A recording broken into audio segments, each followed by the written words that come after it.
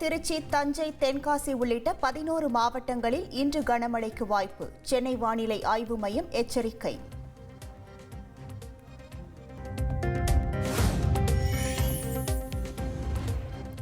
அனைத்து நாடுகளும் தங்கள் தனிப்பட்ட நலன்களில் மட்டுமே கவனம் செலுத்துகின்றன. வாரணாசியில் நடந்த நிகழ்ச்சியில் அமெரிக்க அதிபர் டிரம்பை மறைமுகமாக தாக்கி பிரதமர் மோடி பேச்சு.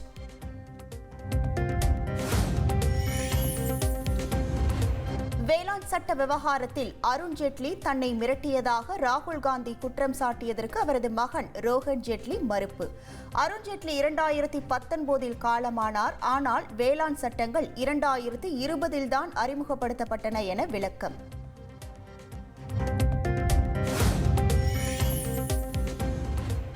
நலம் காக்கும் ஸ்டாலின் முகாமிற்கு பரிசோதனைக்கு வருபவர்களுக்கு முதலமைச்சரின் விரிவான காப்பீடு அட்டை வழங்க ஏற்பாடு.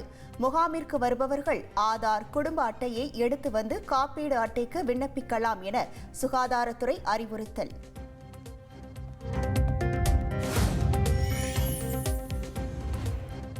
தன் வீட்டில் ஒட்டு கேட்பு கருவி வைத்தது அன்புமணிதான் என பாமக நிறுவனர் ராமதாஸ் பரபரப்பு குற்றச்சாட்டு.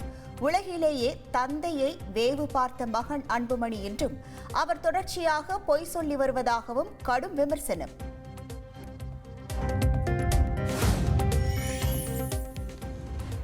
நெல்லை ஆணவ கொலை வழக்கு தொடர்பாக போலீசாரிடமிருந்து பெற்ற ஆவணங்களை சரிபார்க்கும் பணியில் சிபிசிஐடி போலீசார் தீவிரம்.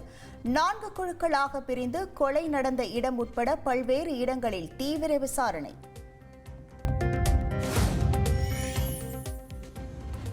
பீகார் மாநில வாக்காளர் பட்டியலிலிருந்து தனது பெயர் நீக்கப்பட்டுள்ளதாக ராஷ்டிரிய ஜனதா தளம் கட்சித் தலைவர் தேஜஸ்வி யாதவ் குற்றச்சாட்டு. தான் எப்படி தேர்தலில் போட்டியிடுவேன் எனவும் கேள்வி.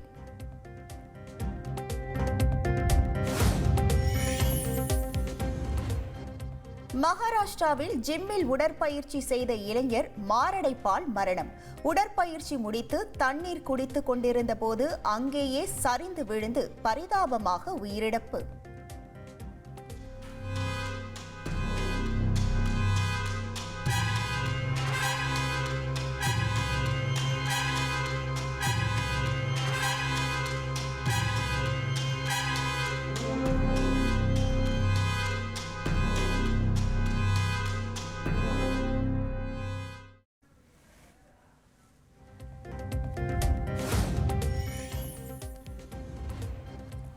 உத்தரகாண்ட் மாநிலத்தில் நீர்மின் நிலையம் மீது விழுந்த பாறை கற்கள்.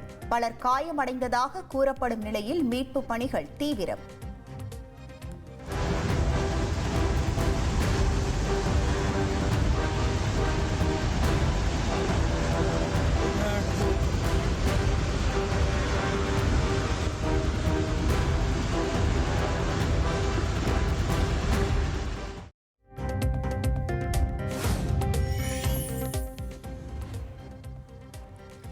இந்தியா, இங்கிலாந்து அணிகளுக்கு இடையேயான கடைசி டெஸ்ட் போட்டியின் 3ஆம் நாள் ஆட்டம் தொடக்கம்.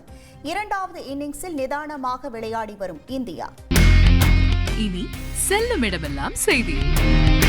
தந்தி டிவியின் வாட்ஸ்அப் சேனலை ஃபாலோ பண்ணினா செல்ல இருக்கும் இடமெல்லாம் செய்தி. இதோ QR கோட் இப்பவே ஸ்கேன் பண்ணுங்க, ஃபாலோ பண்ணுங்க.